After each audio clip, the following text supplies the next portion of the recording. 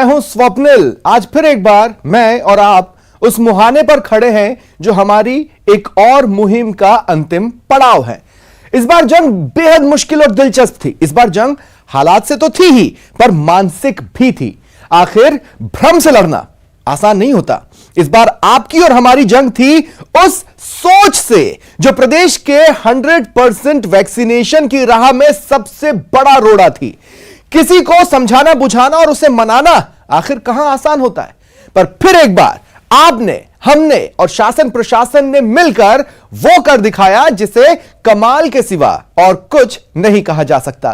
17 जनवरी 2022 से शुरू हुई हमारी मुहिम वैक्सीन कवच को ना नहीं को सफल बनाने जब हम सफर पर निकले तो हम जानते थे कि किसी की ना को उसकी हां में बदलना टेढ़ी खीर होगा, पर आज हम गर्व से कह सकते हैं कि हमने लगभग नामुमकिन को मुमकिन कर दिखाया।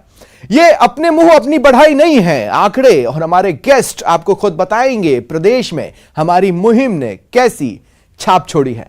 तो चलिए देखते हैं मुहिम के हमारे सफर का असर।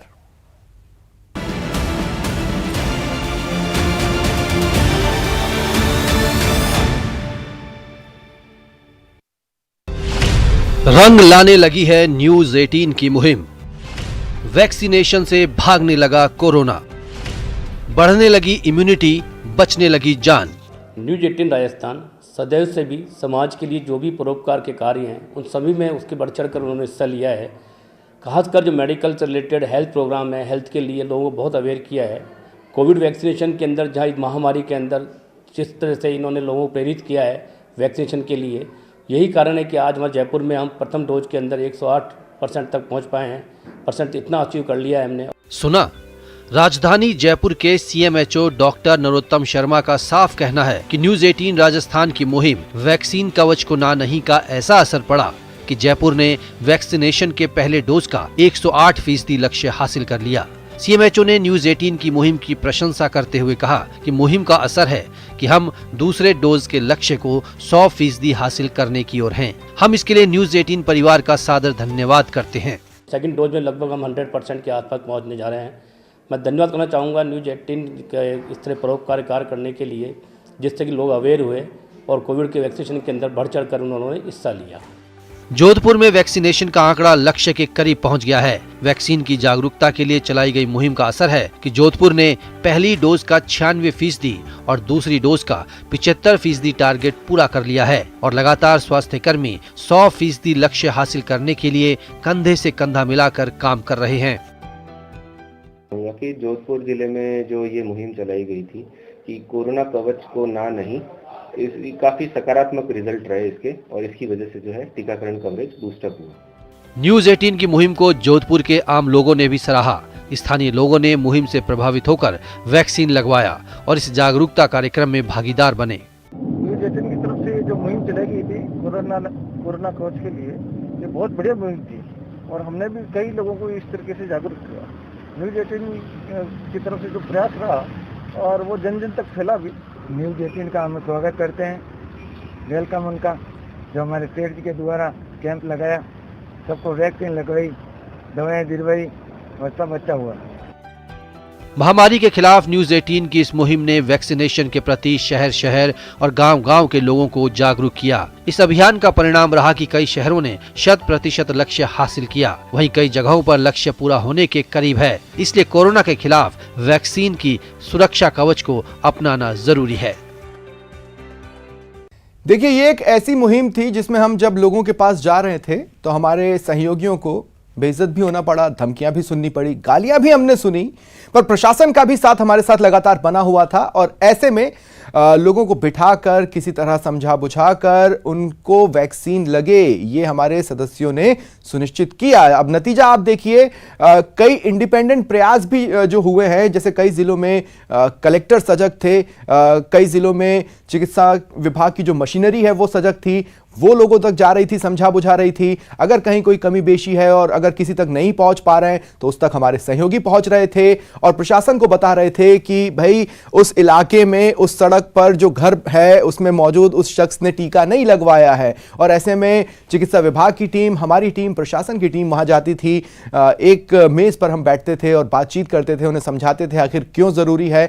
और सबसे अहम बात तो यह है, लोगों को समझाना तब आसान हो जाता था जब हम ये बताते थे कि यहां मौजूद एक एक शख्स ने सिवाय उसके वैक्सीन ली है और उनके सामने मौजूद है healthy. Doctor Narottam Sharma CMHO हैं, जयपुर से हमारे साथ जुड़ रहे हैं। इसके अलावा हमारे साथ जुड़ रहे हैं प्रकाश चंद्र शर्मा जी, कलेक्टर हैं प्रतापगढ़ के, और चिकित्सा मंत्री, स्वास्थ्य मंत्री डॉक्टर प्रसादी लाल मीणा हमारे साथ जुड़ रहे हैं। आप सभी का स्वागत है न्यूज़ 18 राजस्थान पर। सबसे पहले प्रसादी जी, मैं आपके पास आ रहा हूं। वर्तमान समय में राजस्थान में कोरोना वैक्सीनेशन की जो स्थिति है, आप उससे कितना संतुष्ट हैं?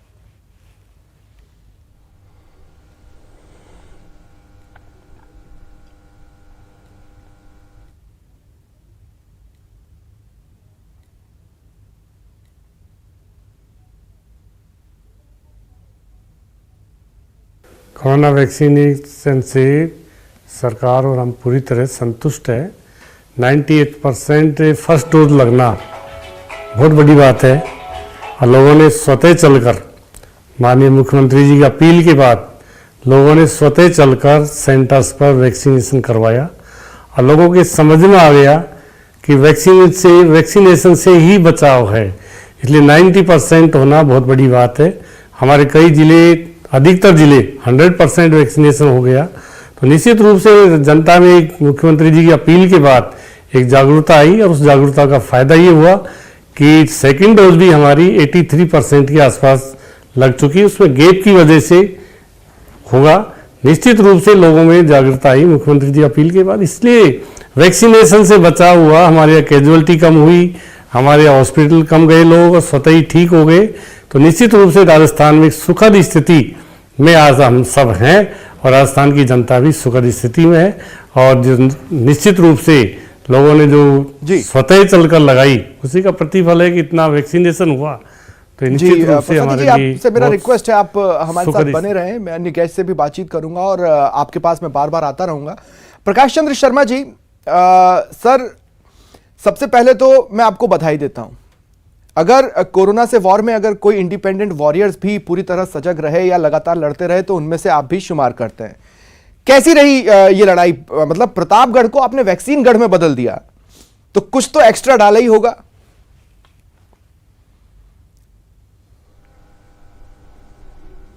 आपका बहुत बहुत धन्यवाद। माननीय मुख्यमंत्री महोदय के नेतृत्व में हमने ये कार्य किया। प्रतापगढ़ जिले की भौगोलिक स्थिति बड़ी विकट है। यहाँ पे पहाड़ियाँ हैं, पठार है, नदी नाले हैं और यहाँ की आबादी बड़ी छितरी हुई है। यहाँ की आबादी के पास पहुंचना हमारे लिए बहुत बड़ा चैलेंज था, मगर हमने पूरी मेडिकल टीम को उसके लिए तैयार किया। वैक्सीनेशन समय पर हमने हेडक्वार्टर से प्रोक्योर की और उसको हमने घर घर, डोर टू डोर जाके हमने लोगों को वैक्सीनेट किया। लोगों के दिमाग में कुछ भ्रांतियां थी। कुछ लोग समझते थे कि वैक्सीन लगने से पुरुषत्व कम हो जाता है, बच्चे पैदा नहीं होंगे, इससे लगाने से कोई फायदा नहीं है। तो हमारी पूरी मेडिकल टीम ने, मीडिया ने, हमारे फील्ड के ऑफिसर्स ने सबको बहुत अच्छी काउंसलिंग की और घर घर पहुंचकर हम हमारे टारगेट को अचीव कर पाए। मैं सर निवेदन करना चाहूंगा, हमने पहली डोज का 100% 23 अक्टूबर को कंप्लीट कर लिया था और दूसरी डोज का 100% हमने 20 जनवरी को कंप्लीट किया। सर, इस देश में जो पहला दोहरा शतक मारा गया था वो सचिन तेंदुलकर द्वारा मारा गया था। उसके बाद कुछ और प्लेयर्स ने मारा, लेकिन दोहरा शतक आपने भी मारा। मतलब आप अभी फिलहाल प्रदेश में अगर वैक्सीनेशन ड्राइव को हम देखें तो उसमें एक लीजेंडरी स्टेटस हासिल कर चुके हैं इस आंकड़ों की वजह से। अब देखिए, मैं आपसे एक बात कहना चाहता हूं। प्रतापगढ़ के जो मेजॉरिटी में जो लोग हैं, मैं उसको किसी जाति विशेष शब्द से नहीं बांधूंगा, लेकिन जो सामाजिक ताना बाना है उसको पेनिट्रेट कर लोगों को समझाना बेहद मुश्किल हो जाता है। आप मेरी बात को समझ रहे हैं। ये वो लोग हैं जो कभी आपके सामने योद्धा बनकर खड़े हो सकते हैं लड़ने के लिए। ये वो लोग हैं जो नहीं मानने पर आए तो नहीं मानेंगे, मैं प्रतापगढ़ में आया हूं, मैं ऐसे लोगों से मिला हूं, इसलिए मैं आपसे कह रहा हूं कि अब जैसे हमारी टीम थी, हमारे जो लोग थे वो कहीं पर गालियां सुनकर आए, कहीं बेइज्जत होकर आए, लेकिन डटे रहे। उनको समझाना आखिर एक बड़ी जिम्मेदारी थी। तो कैसे समझाते थे आप?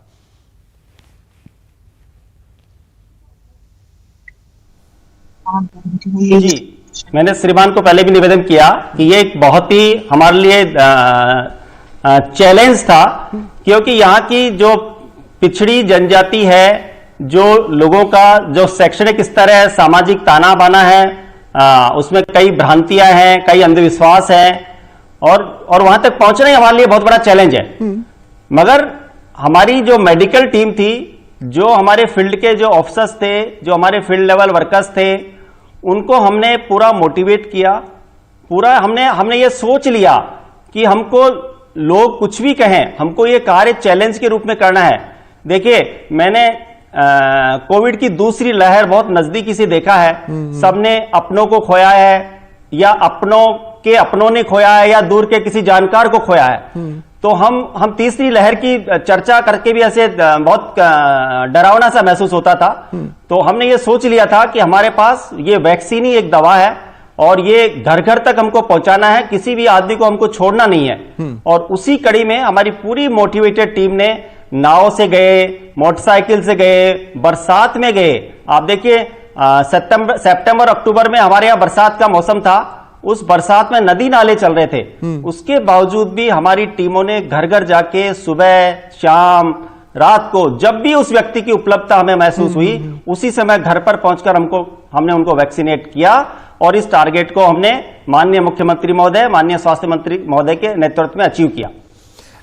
इस बार तो मौसम ने भी कड़ी अग्नि परीक्षा ली है सर। इस बारे में तो मैं मतलब 100% श्योरिटी के साथ कह सकता हूं कि वो भी अपने आप में एक बड़ा रोड़ा बनना चाह रहा होगा, लेकिन बन नहीं पाया। ये लोगों के जज्बे का, आपकी टीम का ही कमाल रहा। सर, आप मेरे साथ बने रहें। डॉक्टर नरोत्तम शर्मा CMHO हैं जयपुर के, और वैक्सीनेशन ड्राइव पर लगातार निगाहबानी करते रहते हैं। डॉक्टर नरोत्तम, मैं आपके पास आ रहा हूँ, आप भी जानते हैं कोरोना जब इस देश में एंट्री किया, उसके डे 1 से हम लगातार कोरोना को लेकर लोगों को जागरूक कर रहे हैं, और जब जब जरूरत पड़ी है उस तरह की मुहिम या जो खामियां किसी चीज में रही है वो हमने सामने रखी हैं। इस बार चैलेंज इसलिए बड़ा था क्योंकि वैक्सीनेशन शुरू होने के इतने समय बाद भी लोग बचे हुए हैं जो वैक्सीन लगवाने को तैयार नहीं है। तो आप सोचिए, जो अड़ियल रवैया होता है उसके पार पाना आसान नहीं होता। नरोत्तम जी। जी बिल्कुल, जो वैक्सीनेशन ड्राइव शुरू की गई, माननीय मुख्यमंत्री महोदय के निर्देशानुसार, माननीय हमारे चिकित्सा मंत्री महोदय जो रहे पहले और पूर्व में, और जो अभी हमारे चिकित्सा मंत्री महोदय हैं, उनकी देखरेख में सारा वैक्सीन प्रोग्राम राजस्थान के अंदर चलाया जा रहा है। यही कारण है कि हम सभी जो जिलों के जो अधिकारी हैं अपना बेस्ट देने की कोशिश कर रहे हैं। जयपुर में भी आप देखेंगे पहली डोज लगभग 108% लग चुकी है। सेकंड डोज पर हम लगभग 82% पहुंच चुके हैं। वो पॉकेट्स जहां पर जो सेकंड डोज नहीं लगवा पाए लोग, उनको भी हम चिन्हित करके उनको लगाने की कोशिश कर रहे हैं। इसी प्रकार से हमारे जो बच्चों की 18 साल से कम के, उनके भी लगभग 72% तक हम यहाँ जयपुर में पहुंच चुके हैं। यही कारण है कि हम मैक्सिमम लोगों को वैक्सीन कर पाए, और उसके कारण जो कोरोना का संक्रमण है उसकी दर में रुकावट आई, और कोरोना संक्रमण धीरे धीरे समाप्ति की ओर बढ़ा। जहां तक डॉक्टर नरोत्तम मेरी अपनी जानकारी है, मंत्री जी प्रसादी लाल मीणा जी ने भी अपने तरफ से डिस्ट्रिक्ट्स में निर्देश दिए थे, और जहां तक मुझे ये जानकारी मिली है कि आपने भी हमें एश्योर किया था और ये निर्देश दिए थे कि अगर हमारे सहयोगी को कहीं जरूरत पड़ती है लोगों को समझाने बुझाने में, तो आपकी टीम के मेंबर्स हमारे साथ जुड़ेंगे। मैं इसके लिए आपको थैंक यू कहना चाहता हूं। लेकिन आप समझ रहे हैं ना, उन तस्वीरों को याद कीजिए जब कोई पेड़ पर चढ़ जाता था या लठ उठा लेता था, उसके बीच में आपकी टीम भी हमारे साथ डटी रही। पत्रकार की बात क्यों मानेंगे, वो तो किसी टेक्निकल पर्सन की मानेंगे। तो उनकी जो अवेलेबिलिटी हमारे साथ रही ना, उसने बड़ा गेम चेंजर का काम किया है। डॉक्टर नरोत्तम जी बिल्कुल, जहां हमारे हेल्थ वर्कर काम करते रहे हैं, जहां परेशानी की क्षेत्र में भी काम करने गए, वहां हमारा मीडिया, जो आपका मीडिया जितना भी रहा राजस्थान का, उसका बड़ा अच्छा रोल रहा। नेशनल मीडिया का बड़ा अच्छा रोल रहा। इन लोगों की समझाइश, इन लोगों के द्वारा लोगों को उत्साहित करना, समझाना, अवेयर करने के कारण हम मैक्सिमम हमारे जो ड्राइव में वैक्सीनेशन को हम अचीव कर पाए, लोगों तक पहुंच पाए, आम जनता तक को समझा पाए कि किसकी वैक्सीन क्यों जरूरी है संक्रमण को रोकने के लिए। और यही कारण है कि राजस्थान अग्रणी, पूरे देश में अग्रणी राज्यों में रहा है, और मैक्सिमम लोगों को हम वैक्सीनेशन कर पाए हैं। बिल्कुल ठीक है। Doctor Sameer Bhati public health expert है, वो भी हमारे साथ जुड़ रहे हैं। डॉक्टर समीर, स्वागत करता हूं मैं आपका न्यूज़ 18 राजस्थान पर। और मैं उसी बात को रिपीट करूंगा कि कई बार इस जंग में मालूम गुस्सा भी आता है कि हम इतना समझा रहे हैं और लोग समझने को तैयार नहीं हैं। जैसे आप देखिए कि मास्क जैसी साधारण सी बात को भी आज भी लोग इस तरह नेग्लेक्ट कर देते हैं कि मैं क्या बताऊं। सड़कों पर अगर आप देखेंगे, ऐसे में वैक्सीन कोई लगवा ले ये समझाना तो और टेढ़ी खीर हो जाता है, गुस्सा आता है, चिढ़ मचती है। लेकिन इसके बाद भी चूंकि हमारी ऑब्लिगेशन है, हमारी ड्यूटी है, हम लोग डटे रहते हैं। आप तो लगातार शुरुआत से फ्रॉम डे वन आप हमारे साथ रहे और आपने टीवी स्क्रीन पर जितना हो सके लोगों को समझाने की कोशिश की है। लेकिन आज जब हमारी मुहिम वैक्सीन कवच को ना नहीं अपने अंतिम पड़ाव पर है, तो आप क्या बदलाव देखते हैं? आप क्या देखते हैं? क्या ये मुहिम वो जरूरी चेंज लाने में सफल रही जिसकी कोशिश हम कर रहे थे? हाँ बिल्कुल, देखिए जब हम बात कर रहे हैं शुरुआती तौर से, जब तक हम बात कर रहे थे, इसके अंदर बहुत तरह के हर्डल्स आए, काफी तरह की समस्याएं आए, बट उन समस्याओं के साथ भी जो ड्राइव है वो बिल्कुल कंसिस्टेंसी से और कंटिन्यूअस चलती रही। स्पेशली राजस्थान की भी बात करें तो वहां पर आप देखिए कि जिस तरह से हम रूरल एरियाज की बात करते हैं, जहां पर हम लोगों को वैक्सीन पहुंचाना जिस तरह से काफी एक डिफिकल्टी वाला काम था, और उनके अंदर तो मतलब एजुकेशन या अवेयरनेस भी उतना ज्यादा काम नहीं करेगी ऐसे वाले सेगमेंट को, स्पेशली गांव में दूर दराज वाले क्षेत्रों के अंदर की किस तरह से उनको वैक्सीन एडमिनिस्टर की जाए। पर ये सब होते हुए भी जो है ड्राइव काफी सक्सेसफुल रही। और स्पेशली अगर हम बात कर लें तो जब उसके बाद अभी फिलहाल अभी कुछ दिन पहले जिस तरह से जब प्रिकॉशन डोज वाली बात भी हम करें तो इसमें भी लोग काफी सामने आए, और हमारी जो टीम्स के लिए वैक्सीन लगी उसका एक काफी ज्यादा हमने देखा कि उसके अंदर कोई उस तरह की हेजिटेंसी नहीं देखी गई। जिस तरह से जब एडल्ट वैक्सीनेशन ड्राइव शुरू हुआ था उनमें शुरुआती तौर पे जब जो आपकी हिचकिचाहट हमने देखी थी, वैसे हमने टीम्स में नहीं देखी। इवन अभी तो हम लोगों के पास इंक्वायरीज इस तरह से रहती है कि बाकी जो बच्चों का एज ग्रुप है उनके लिए वैक्सीन कब शुरू होगी, और दूसरा बाकी लोगों का ये रहता है कि हम लोगों को बूस्टर डोज कब लगेगी। तो जो शहरी और गांव के अलग तरह के चैलेंजेस रहे, बट जिस भी तरह के चैलेंजेस लेकिन जो बात आपने की डॉक्टर समीर, उसी में मैं ऐड करना चाहता हूं। शुरुआत से आपसे मेरी इस बारे में चर्चा होती रही है, कम से कम टीवी स्क्रीन पर तो होती रही है। मैं ये कहना चाहता हूं कि हर बार मैंने इस बात को मेंटेन किया है कि रूरल सेक्टर अलग है, अर्बन सेक्टर अलग है, और दोनों के अपने अपने चैलेंजेस हैं। एक वक्त याद कीजिए जब रूरल सेक्टर में लोग वैक्सीन लगाने के लिए कुछ भी करने को तैयार थे, लेकिन शहरों से आकर लोग, क्योंकि उन्हें स्लॉट बुक करना नहीं आता था, शहरों से आते थे और वैक्सीन लगा के चले जाते थे। और दूसरी तरफ ऐसे भी लोग थे उसी रूरल सेक्टर में जो लगवाने को ही तैयार नहीं थे। लेकिन वैसे लोग जब अर्बन सेक्टर में आके बसे हुए हैं और जो कहते थे कि हम वैक्सीन इन कारणों से नहीं लगवाएंगे, तो फिर माथा पीट लेना पड़ता था। ये जो डिफरेंस रहा, ये अपने आप में माइंड ब्लोइंग है। मतलब आप समझ सकते हैं इन अ नेगेटिव सेंस। एग्जैक्टली, बिल्कुल मैं आपको ये बता रहा हूँ कि जो हमारी जो जिस तरह से जो चैलेंजेस रहे हैं वो एक डिफरेंट तरह के रहे हैं अर्बन और उनकी बात करें, क्योंकि वहां पर आप उनको उस तरह से अवेयरनेस या उसके कोई बहुत ज्यादा बेनिफिट और वो सब चीजें नहीं बता सकते, क्योंकि उसका बताने का कोई नहीं। शहरों में तो फिर भी लोगों को आप, बट गाँव में निश्चित तौर पर इस तरह का रहा। पर गाँव के अंदर जिस तरह से जो सरपंच वगैरह और जो इन्फ्लुएंशियल लोग गांव के जो बड़े बुजुर्ग वगैरह सामने आए, उसके बाद जो है ड्राइव थोड़ी ठीक रही। और इसके अलावा ये गांव के अंदर जो चैलेंज लॉजिस्टिक वाला, तो जब बाद में वैक्सीन वहां तक जाने लग गई, जब मोबाइल वैक्सीनेशन वगैरह शुरू हुआ, तो उससे गांव का जो एरिया है वो भी काफी हद तक कैप्चर हो पाया। बिल्कुल। अब देखिए जिस तरह से हमारे देश का ताना बाना है, कोई भी वैक्सीन ड्राइव तभी सक्सेस हो सकती है जब हर किसी के घर तक पहुंचाया जाए। और इससे जुड़ी डिबेट्स भी हम एक समय पर लेकर आए थे, जब हमें ये लगने लगा था कि वैक्सीनेशन ड्राइव अपनी जिस गति को पकड़ना चाहिए वो नहीं पकड़ पा रही है। लेकिन एक बड़ी हास्यास्पद सी बात मैं आपको बताता हूं। आप चारों जब मेरे साथ हैं, हो सकता है ये बात आपके चेहरे पर मुस्कान ले आए। एक शख्स मिले जिन्होंने वैक्सीन नहीं लगवाई थी, तो उनको समझाने की कोशिश की थी, मैंने खुद ने कोशिश की थी कि भैया अगर आप वैक्सीन लगवाते हैं तो आपके शरीर में एंटीबॉडी डेवलप होंगी। तो उन्होंने मुझे अपना बाजू दिखाया और कहा कि देखो बॉडी तो हमारी बनी हुई है, हम एंटीबॉडी का क्या करेंगे। उनको जब समझाना पड़ा ना तो लगभग मेरे पसीने छूट गए थे, लेकिन समझा लिया था। वो मेरे साथ खुद गए थे और उन्होंने वैक्सीन लगवाई थी। प्रसादी लाल जी, मैं आपके पास आ रहा हूं। मंत्री जी देखिए, कोरोना की तीसरी लहर का जो प्रकोप है वो भीषण नहीं रहा। मतलब दूसरी लहर ने जिस तरह से बुरे सपने दिखाए उस तरह का तो नहीं रहा, खासकर राजस्थान में। अब अगर इसका श्रेय देना है तो किसे देंगे? मतलब सरकार को या जनता चूंकि इतनी जागरूक होती चली गई उनको, या दोनों का ये एक स्वरूप रहा मिला जुला जिसकी वजह से आज हम वहां पर हैं जहां पर खड़े दिखाई दे रहे हैं? हमारे मेडिकल जो एम्प्लॉय है जिन्होंने वैक्सीनेशन का काम किया, हमारे कलेक्टर से हमारे दूसरे अधिकारी हैं जिन्होंने इसमें लगकर जो काम किया, सब ने मिलकर जो काम किया, उसी का प्रतिफल है कि राजस्थान आज सुखद स्थिति में है। अच्छा वैक्सीनेशन हुआ और कोविड से ज़्यादा हमारे कोई यहाँ कैजुअलिटी नहीं हुई, ना कोई ज़्यादा निश्चित रूप से ना हॉस्पिटलाइज आना पड़ा उनको। तो राजस्थान के सब ने मिलकर, मुख्यमंत्री जी की अपील के बाद सब ने मिलकर जो काम किया उसी को श्रेय जाता है।